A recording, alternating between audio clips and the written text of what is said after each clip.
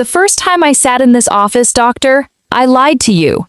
I want to start there, because everything I am about to tell you only matters if you understand that I came in here 3 months ago, fully intending to lie to you forever. And that I kept the lie running, appointment after appointment, Thursday after Thursday, while you were nothing but kind to a woman who was giving you a false story with a straight face.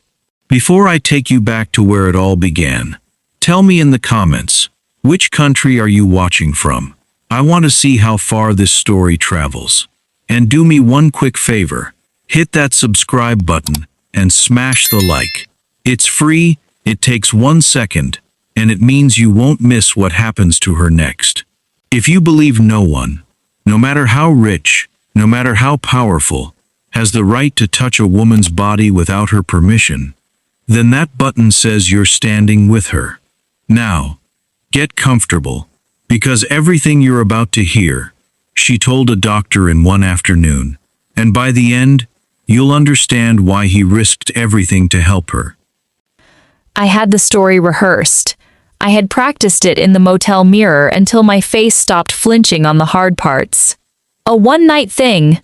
I told you, that first afternoon 3 months ago, someone I met once, no last name, no way to reach him, embarrassing but ordinary. I said it flat and a little ashamed, because flat and a little ashamed is what a true version of that story sounds like, and I had studied how to sound true the way other people study for exams. You wrote it down. You did not blink. You said we would run a standard panel, and I remember walking out of this building actually proud of myself, thinking, he bought it. Thinking I had finally found what I needed.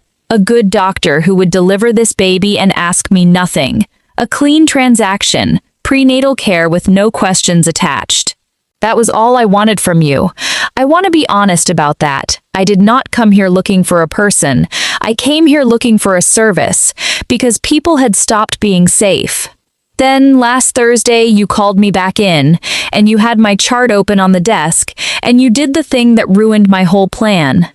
You were quiet for a moment, and then you said, gently, so gently, like a man diffusing something, that my hormone levels and my dating scan did not fit the story I had given you, that the timeline I described could not produce the pregnancy in front of you. And then you said the sentence that took my legs out from under me. You said, I am not saying you are lying to me. I am saying I think someone has made it necessary for you to lie. And those are different things. Do you know what it is like to build a wall for months, brick by brick, and have a stranger walk up and point, politely, at the exact place where the seam shows? I had fooled a scholarship committee, a landlord, a border officer, my own grandmother on the phone. I could not fool you, because everyone else was listening to my story, and you were reading my body, and my body, my poor, honest, hijacked body, has never once agreed to keep this secret. I sat there in that chair with my rehearsed face collapsing, and I understood, in the space of one breath, that I had two choices. I could walk out and find another doctor and start the lie again from the beginning, or I could tell one human being on this earth the truth. I almost walked. I want you to know how close it was. My hand was on my bag, and then you did the second thing. The thing I still do not know if you understand the size of. You did not fill the silence. You did not press or soothe or manage me. You just folded your hands on the desk and waited, like a man who had decided that whatever came next deserved room. Nobody had given me room in 8 months. Everyone else needed me to hurry up and be a simpler story. And so the truth did not come out of me like a confession.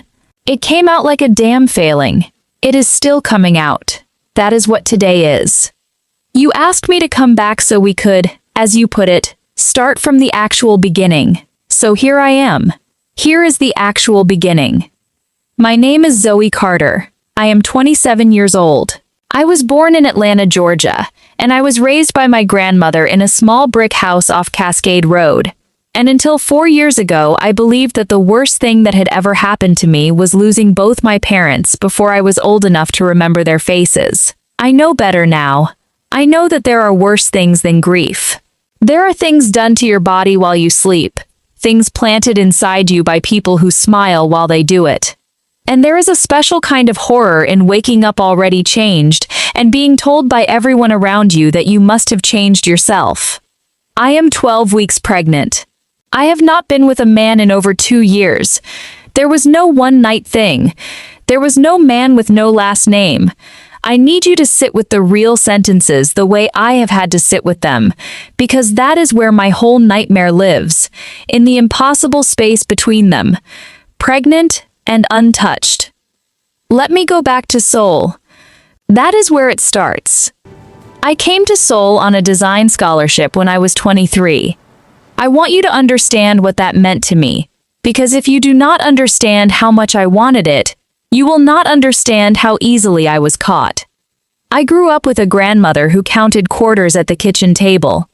I grew up watching her decide between the electric bill and my school supplies. When the scholarship letter came, with a Korean university seal at the top and my name spelled correctly in the middle, I sat on the porch steps and cried like something inside me had finally been let out of a cage. It was not just school. It was proof that a girl from Cascade Road could be chosen for something. So I arrived in that enormous, glittering, freezing city with 2 suitcases and a heart wide open, and I was so hungry to belong that I would have loved almost anyone who was kind to me first. That is the truth I have had to make peace with. My loneliness was not a weakness of character. It was a door, and she walked through it before I even knew it was open. Her name was Hana. C.O. Hana.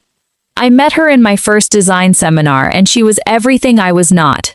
Poised, effortless, dressed in clothes that did not have prices you could guess. She had this way of noticing things about people that made you feel briefly like the only person in the room. On the 3rd day of class, she saved me a seat by the window because, she said, I drew better when I could see the sky. I had not told her that. She had simply watched me and known.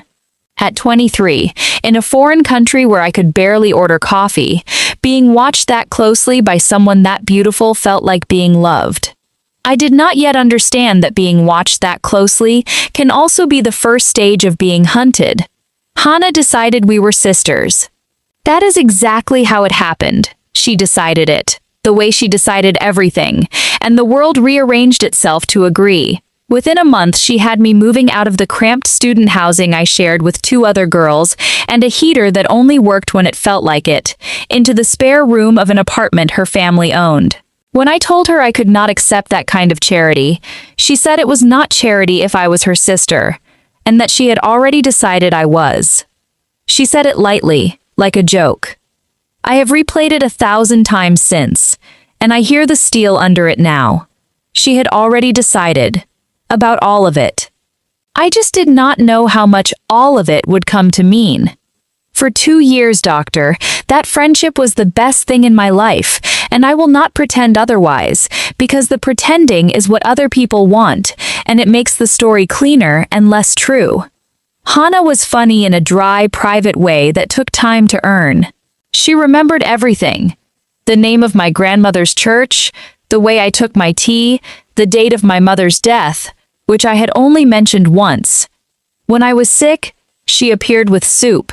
When I was homesick, she took me to the one restaurant in Seoul that served something close to cornbread.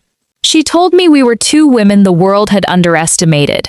Her, the daughter her family wished had been a son. Me, the foreigner they wished would go home. And that we only had each other. I believed it because it felt true, and because a lonely person will believe anything that ends the loneliness. There was a warning, if I had been able to read it. She used to say, "One day I am going to need you for something big, and I need to know you will be there." And I would say always, of course, always. And she would look at me with something that was almost sadness, and say, "Never say always to someone you do not fully know." I thought she was being poetic. I thought it was one of her elegant, melancholy little phrases. I did not understand that she was warning me about herself. That is the cruelest kind of honesty. The kind that tells you the truth in a voice so soft you mistake it for tenderness. I need you to understand the texture of those 2 years, doctor, not just the shape of them, because the texture is what made me trust her past all reason. It was not one grand gesture that bound me to Hana. It was 10,000 small ones.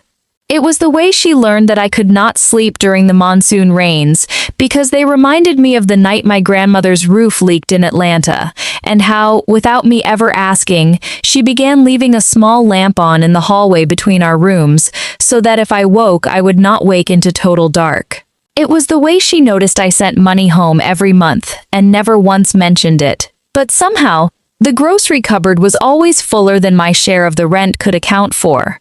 It was the way she introduced me to her circle. Cold, glittering people who spoke to me in careful English and looked through me like glass. And how she would find my hand under the table and squeeze it once.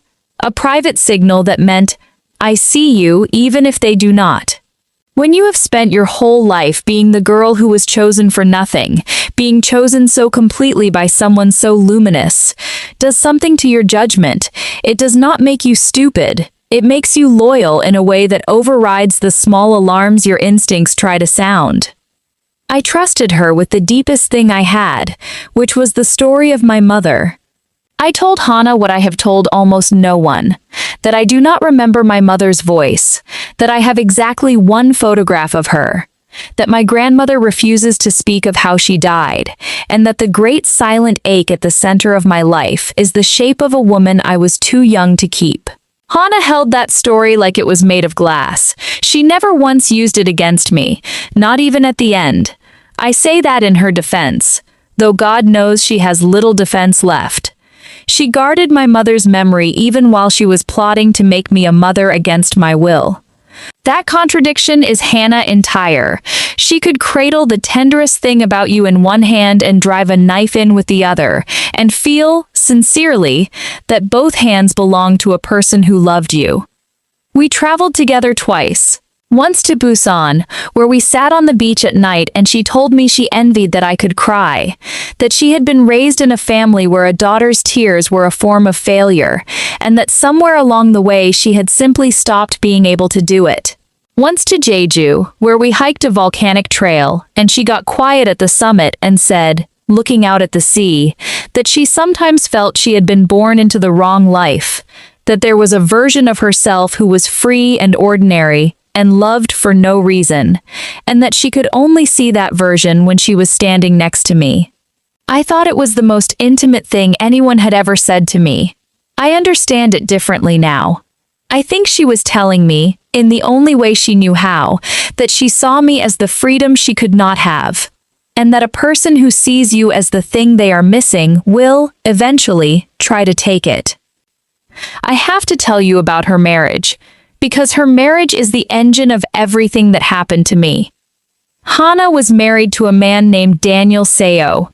That was the name he used in English, though his Korean name was Seo Junho, and the family called him Junho, and I only ever heard Daniel when Hana was performing him for outsiders.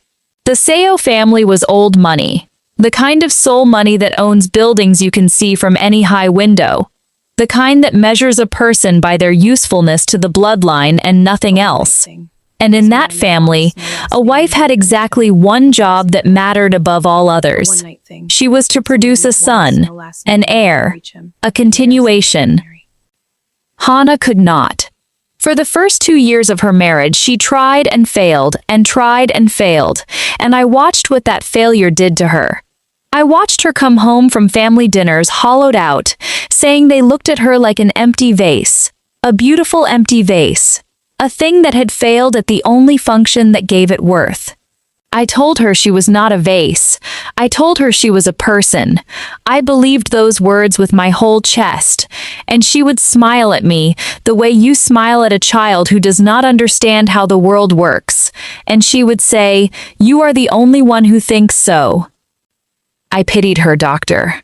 That is the part I can barely say out loud. I pitied her right up until the day I learned what she had done, and even after, some sick, tangled part of me kept pitying her, because I understood the machine that had built her. The Seo family had given her an ultimatum I only learned about later: 1 year to produce an heir, or Daniel would divorce her quietly and marry a woman his mother had already selected. 1 year, a countdown clock ticking under everything she said and did. She was a woman being erased in slow motion, and desperate people do desperate arithmetic. And somewhere in that arithmetic she looked at me, healthy, young, alone, foreign, with no family in Korea to ask questions and every reason to leave the country after graduation.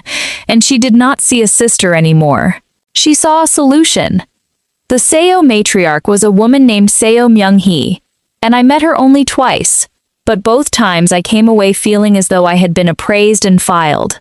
She had a stillness that was not calm.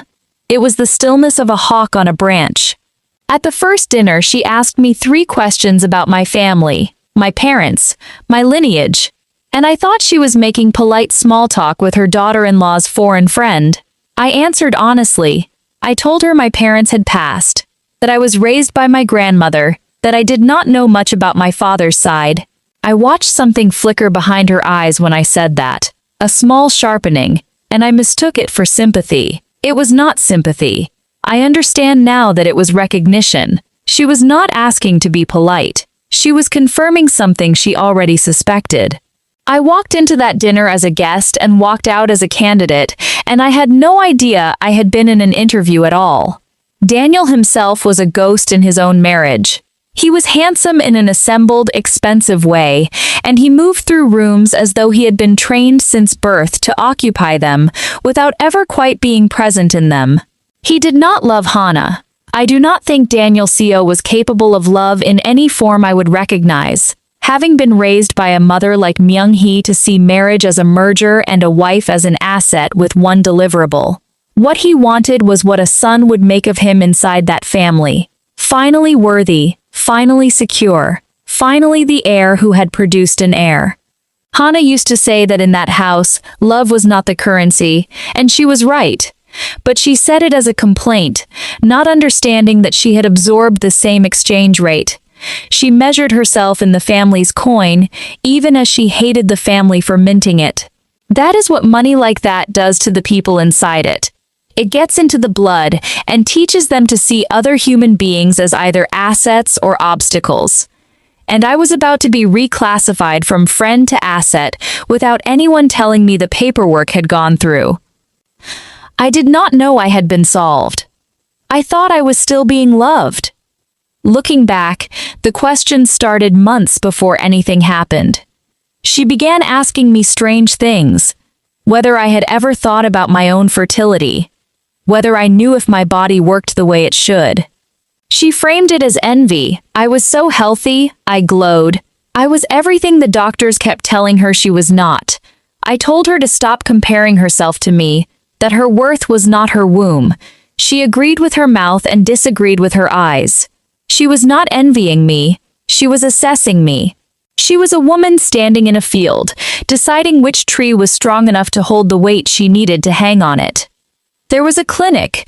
Everything turns on the clinic, so let me slow down here and tell it exactly as it happened, because I have gone over this hour more times than I have gone over any hour of my life. Hana's family used a private fertility clinic in Gangnam.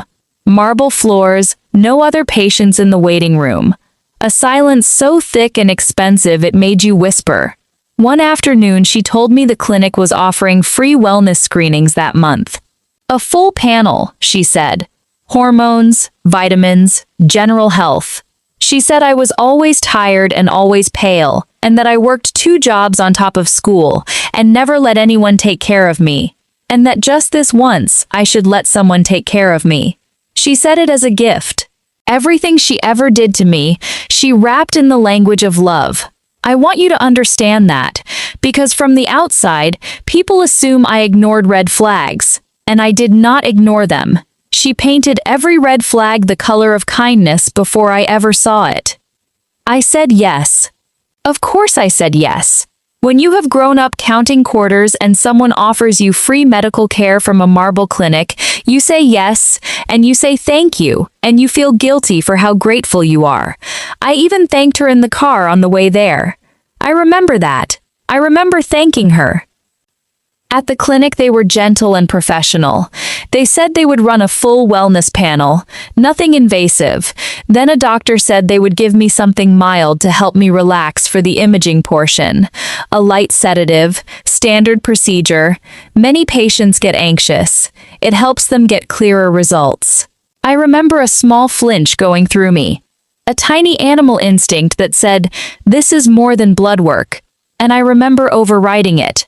I overrode it because Hana was in the next room, and I trusted the marble floors, and because when you have nothing, you do not question the people handing you things for free. I have forgiven myself for that flinch and that override. It was not stupidity. It was the wiring of a person who learned early that questioning generosity gets you nothing but the loss of the generosity. I went under. And when I woke, hours had passed. Hours. For what was supposed to be blood work and a scan. The doctor said I had reacted strongly to the sedative, and that my friend had insisted they let me rest fully. He told me I might feel some cramping, that it was normal, and then he said a sentence I have heard in my sleep every night since. He said, "Rest today, no questions you don't need answers to. No questions you don't need answers to." In part 2, she asks the question she was told not to ask. And the answer destroys 3 families. If you want to know what the doctor knew, subscribe and turn on the notification bell right now. Part 2 drops on this channel, and trust me, you do not want to hear this one late. Before you go, tell me your theory. Who do you think is really behind this? The best theory gets pinned. I'll see you in part 2.